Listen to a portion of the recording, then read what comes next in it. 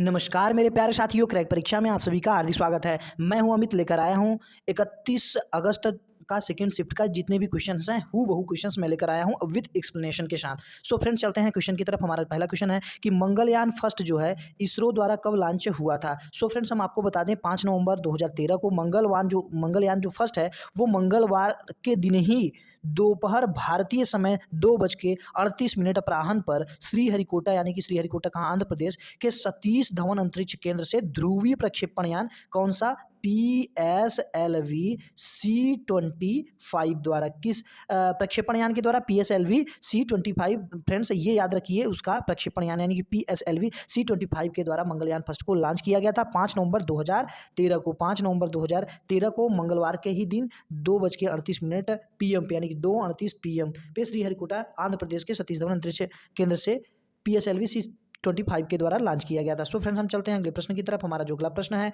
वो है कि गोल गुंबज कहिए और या फिर गोल गुंबद कहिए, वो दोनों सेम ही हैं, उसका प्रोनाउंसिएशन अलग अलग है। किस राज्य में स्थित है, तो जो करेक्ट आंसर हो जाएगा कर्नाटक राज्य में स्थित है, बीजापुर में। हम आपको ये बता दें, जो ये गोल गुंबज है वो बीजापुर के सुल्तान मोहम्मद आदिल शाह का मकबरा है। सो फ्रेंड्स, हम चलते हैं अगले क्वेश्चन की तरफ। हमारा जो अगला क्वेश्चन है वो ये है कि मुंडकोपनिषद किससे संबंधित है।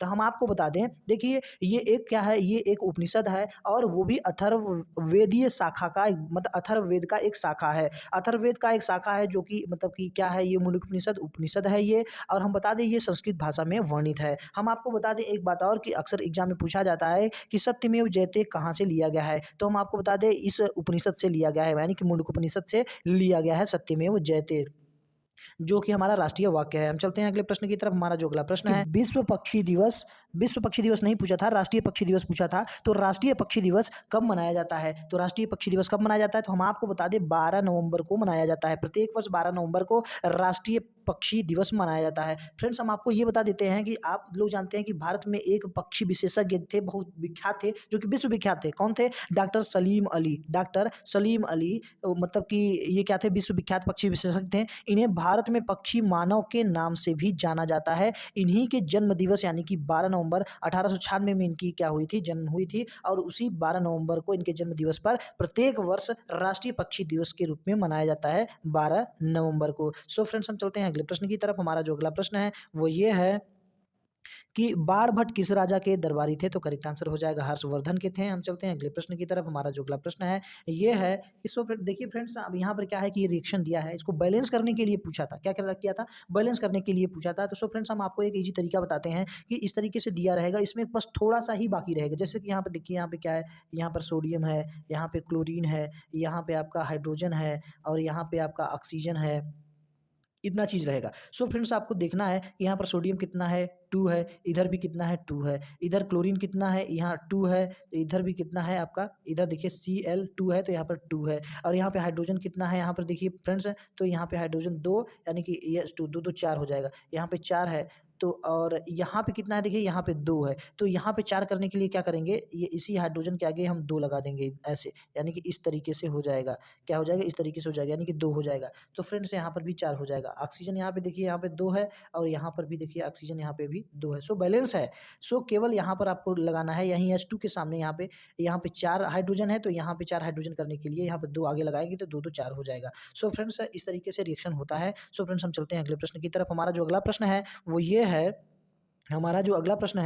ये है, कि ओलंपिक 2020 में भारत ने किस देश को हराकर हॉकी में कांस्य पदक जीता था। तो करेक्ट आंसर हो जाएगा कि भारतीय पुरुष हॉकी, यानी कि इंडियन मेंस हॉकी टीम ने जर्मनी को हराकर, किसको हराकर, जर्मनी को 5 और 4 से हराकर ओलंपिक में कांस्य पदक भारत ने जीता था। सो फ्रेंड्स, हम चलते हैं अगले प्रश्न की तरफ। हमारा जो अगला प्रश्न है वो ये है कि अकबरनामा कितने भागों में विभाजित है। अकबरनामा कितने भागों में विभाजित है, फ्रेंड्स हम आपको बता दें 3 भाग में विभाजित है। कितने भाग में विभाजित है, केवल 3 भाग में विभाजित है। जो पहला तीसरे भाग को, और जो खास तीसरा जो भाग है उसको आईने अकबरी कहते हैं। जो तीसरा भाग है उसको आईने अकबरी कहते हैं। और उसमें देखिए पहला भाग जो है वो क्या है कि अकबर के पूर्वज के बारे में और उसके आरंभिक जीवन के बारे में वर्णन है। जो दूसरा भाग है उसके अकबर के काल के घटनाक्रमों से संबंधित है। और जो तीसरा भाग है, अर्थात जिसे हम आईने अकबरी कहते हैं, अकबर के शासनकाल से संबंधित है और जैसे आंकड़े हो गए, शासन व्यवस्था हो गया, इन सभी नियमों का उसमें वर्णन किया गया है। सो फ्रेंड्स, अकबरनामा 3 भाग में